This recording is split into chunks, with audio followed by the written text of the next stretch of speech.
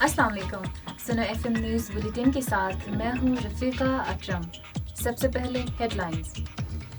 یوم عاشورہ پر بہترین انتظامات، وزیر اعظم کی صوبائی حکومتوں، سیکیورٹی فورسز اور پولیس کو شاباش.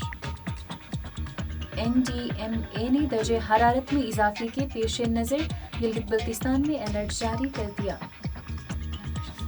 دار الباشر گام میں خطرناک سیلاب کی وجہ سے رابطہ راستہ منقطع. حوالدار للک جان شہید نشان حیدر کا آج 26واں یوم شہادت منایا جا رہا ہے. شمالی وزیرستان پاک افغان سرحد پر تیراندازی کرنے کی کوشش ناکام، 3 خوارج ہلاک.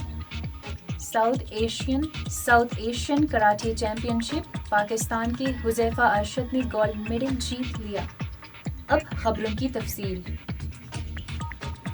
وزیراعظم محمد شہباز شریف سے وزیر داخلہ سید محسن رضا نقوی نے ملاقات کی اور ملک بھر کی سیکیورٹی صورتحال پر بریفنگ دی. وزیر اعظم نے صوبائی انتظامیہ، پولیس، سیکیورٹی فورسز اور رینجرز کی کارکردگی کی تعریف کی اور کہا کہ صوبائی حکومتوں اور سیکیورٹی فورسز کی مؤثر و پیشہ ورانہ منصوبہ بندی کی بدولت عوام کے لیے یوم عاشورہ کا پرامن اور پرسکون انعقاد ممکن ہوا.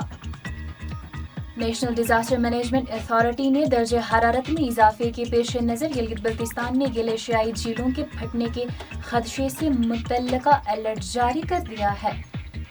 NDMA نے تمام متعلقہ وزارتوں اور محکموں، متعلقہ صوبائی حکومتوں، میونسپل انتظامیہ اور شہری اداروں کو ہائی الرٹ رہنے کی ہدایت کی ہے.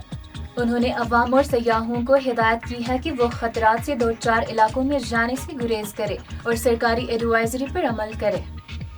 دار الباشر گام میں خطرناک سیلاب کی وجہ سے رابطہ راستہ منقطع، کھڑی فصلیں اور سینکڑوں درخت سیلاب کی نذر ہو گئے. انتظامیہ نے لوگوں کو سیلابی راستوں سے دور رہنے کی ہدایت کر دی ہے. اس حوالے سے اسسٹنٹ کمشنر وسیم عباس داریل کا سیلاب سے متاثرہ علاقے بیشہ گاہ کا دورہ کیا اور مقامی لوگوں کو ہدایت بھی دی. سیکیورٹی فورسز نے پاک افغان بارڈر کے ذریعے تیراندازی کرنے کی کوشش کرنے والے 30 خوارج کو ہلاک کر دیا. ISPR کے مطابق 1 اور 2 جولائی کی درمیانی رات بھارتی خوارج کی نقل و حرکت کا پتہ چلا، جس کے بعد فورسز نے مؤثر کارروائی کی. ISPR نے کہا کہ افغان حکومت اپنی سرزمین پاکستان کے خلاف استعمال ہونے سے روکنے کے مؤثر اقدامات کرے. حوالدار للک جان شہید نشان حیدر کا آج 26واں یوم شہادت منایا جا رہا ہے.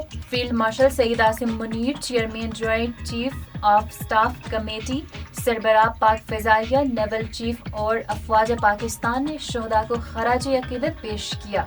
ساؤتھ ایشین کراٹے چیمپئن شپ میں پاکستان کے حذیفہ ارشد نے کیڈٹ انفرادی کاتا میں گولڈ میڈل جیت لیا. کولمبو میں جاری ساؤتھ ایشین کراٹے چیمپئن شپ میں حذیفہ ارشد نے انڈر 10 کیٹیگری میں گولڈ میڈل جیتا ہے. مقامی محکمہ موسمیات کے مطابق آئندہ 24 گھنٹوں کے دوران گلگت اور گرد نواح میں مطلع ابرآلود رہنے کا امکان ہے.